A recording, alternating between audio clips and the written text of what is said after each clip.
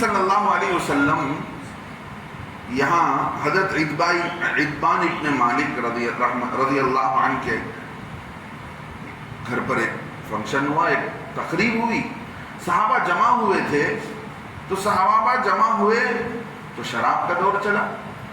یہ دوسرا قصہ ہے. شراب کے دور میں شراب پیتے پیتے مجلسیں لگتی تھی، شعر شاعری ہوتی تھی اس زمانے میں. تو حضرت سعد بن ابی وقاص نے اپنے خاندان کی فضائل مناقب بیان کیے کہ ہمارے خاندان کے لوگ ایسے تھے، اتنی سخاوت کرتے تھے، ایسے کھلاتے تھے، ایسے پلاتے تھے. کہتے کہتے مدینے کے لوگوں کی برائی شروع کر دی. سعد بن ابی وقاص تھے مکے کے صحابی، مدینے میں بیٹھ کر مدینے کے لوگوں کی برائی شروع کر دی. تو مدینے کے ایک صحابی مسلمان تھے، انصاری صحابی کو غصہ آیا، انہوں نے اونٹ کے جبڑے کی ہڈی لے کر حضرت سعد بن ابی وقاص کے سر پر مارا تو زبردست چوٹ آ گئی. مقدمہ لایا گیا، دونوں نشے میں ہیں. کون کون؟ حضرت سعد بھی نشے میں ہے، مارنے والا بھی نشے میں ہے. اللہ کے نبی علیہ السلام کے پاس مقدمہ آیا، اللہ کے نبی السلام کیا کیا جائے؟ چونکہ اس سے پہلے بھی اللہ کے نبی صلی اللہ علیہ وسلم کے بارے میں کے پاس آ کر بیان کیا، حضرت عمر فاروق نے اور دوسرے صحابہ نے اللہ کے نبی صلی اللہ علیہ وسلم سے آ کر بذات خود بیان کیا کہ اللہ کے نبی علیہ السلام شراب کو روک دینا چاہیے، اس سے بہت نقصان ہوتا ہے، اس سے آدمی کی کو پتہ ہی نہیں چلتا کہ وہ کس حالت میں ہے. اور ایسے ہی جوئے کو بھی ختم کر دینا چاہیے. یہ کئی صحابہ نے کہا تھا اور پوچھا تھا اللہ کے نبی علیہ السلام سے.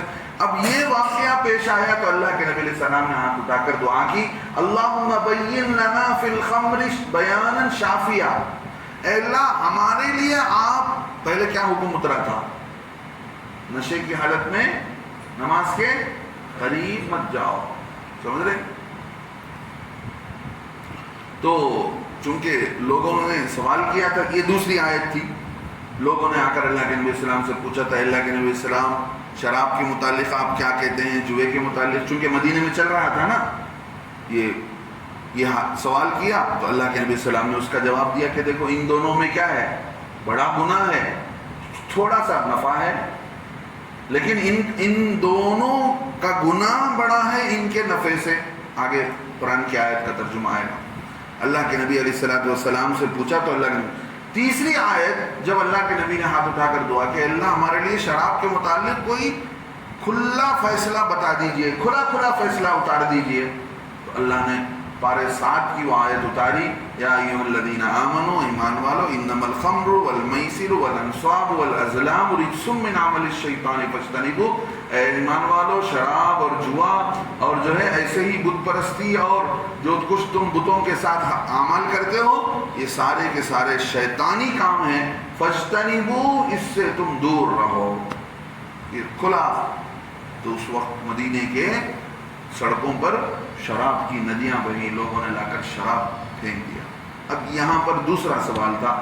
اب دوسرا سوال اللہ نے بتا دیا کہ دیکھو یہ آخری، وہ جو میں سنایا حضرت سعد بن وقاص کا، وہ بالکل آخری قصہ، یہ دوسرا قصہ. اس میں کیا ہے؟ اللہ کے نبی علیہ السلام سے پوچھا گیا، یسألونک، لوگ آپ سے آ کر پوچھتے ہیں، عن الخمر والمیسر، شراب کے متعلق اور جوئے کے متعلق. قل، اے نبی علیہ السلام کہہ دیجئے، فیہما اسم کبیر، ان دونوں میں بڑا گناہ ہے. یہ دونوں بڑے گناہ کی چیزیں ہیں. کون سی؟ شراب کی چیز اور نفع کی چیز. محققین نے، بڑے بڑے اسکالرز نے، اور جن لوگوں نے شراب کے بارے میں ریسرچ کیا ہے، بڑی کتابیں لکھی ہیں. کون؟ نان مسلم اسکالرز نے شراب کے نقصان پر، میڈیکلی نقصان پر کتابیں لکھی ہیں، بتایا کہ اس کا کتنا نقصان ہوتا ہے. ایک تو اللہ کا حکم ہے، یہ الگ چیز ہے، لیکن بہت نقصان ہوتا ہے. وہ ساری باتیں اگر تفصیل میں جاؤں گا تو لمبا وقت ہو جائے گا، آگے کبھی آپ کے سامنے باتیں آئیں گی.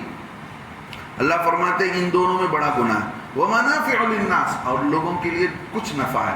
نفع کیا ہے؟ شراب پیتے ہی فوراً خون کے اندر ایک گرمی پیدا ہو جاتی ہے، جس سے آدمی فوری طور پر ایکٹیو ہو جاتا ہے. یہ ایک نفع ہے. فوری طور پر چند دن بدن کے اندر ایک جو ہے چستی پیدا ہو جاتی ہے، لیکن دھیرے دھیرے وہ اعضاء کو ختم کر دیتا ہے. پورا جہاں سے شراب گزرتا ہے پوری غذا کی نالی خراب ہو جاتی ہے، جگر خراب ہو جاتا ہے اور گردے خراب ہو جاتے ہیں. حتیٰ کہ سائنسدانوں نے یہاں تک لکھا ہے کوئی آدمی 40 سال کا نوجوان ہو جس سے شراب کی عادت ہو وہ 60 سال کی بوڑھی کی طرح ہو جاتا ہے. اب اللہ نے بتایا فیہما اسم کبیر ومنافع للناس، لوگوں کے لیے تھوڑا سا نفع. شراب کا نفع کیا ہے بھائی؟ وقتی طور پر آدمی کیا ہو جاتا ہے؟ تیز چست ہو جاتا ہے. اور ایسے جوئے میں تھوڑا کھیلتا ہے تھوڑا نقصان ہوا پیسے مل جاتے ہیں، تھوڑا سا نفع ہے. وَإِسْمُهُمَا، اللہ دو بتایا اللہ نے، گناہ بھی ہے نفع بھی ہے. آگے اللہ فرماتے ہیں وَإِسْمُهُمَا اکبر من نفعهما، ان دونوں کا گناہ بڑا ہوا ہے ان دونوں کے نفع سے. شراب اور جوئے کا گناہ ان کے نفع سے بڑا ہوا ہے. یعنی کیا مطلب؟ نقصان زیادہ نفع کم. اب اللہ نے صاحب بتا دیا. اب مسلمانوں کو بات سمجھ میں آ گئی. مسلمانوں نے بعض کہہ دیا کہ ہم نے اسی وقت میں جب پہلی آیت اتری نماز کے قریب مت جاؤ، اسی وقت ہم نے کیا کر دیا؟ شراب پینا چھوڑ دیا.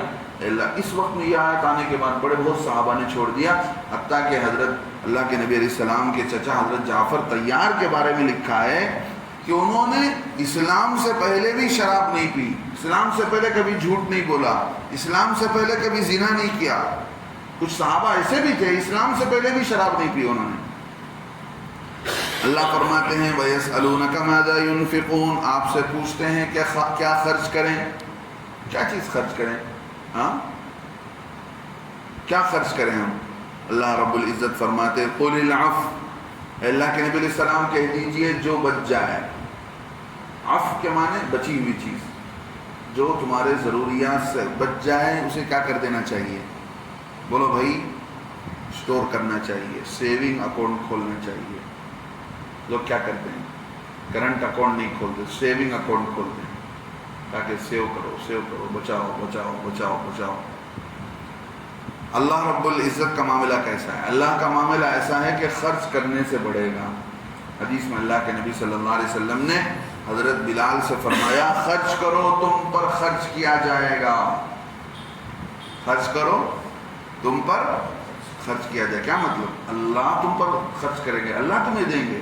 وَلَا تَخْشَ مِنْ ذِي الْعَرْشِ إِخْلَالًا، عرش والے رب کریم سے کمی کا اندیشہ مت کرو کہ مال کم ہو جائے گا، کہاں سے ملے گا، کہاں سے آئے گا. یہ سوال ہے نا لوگوں کا سوال. خرچ کر دیں گے تو کہاں سے آئے گا؟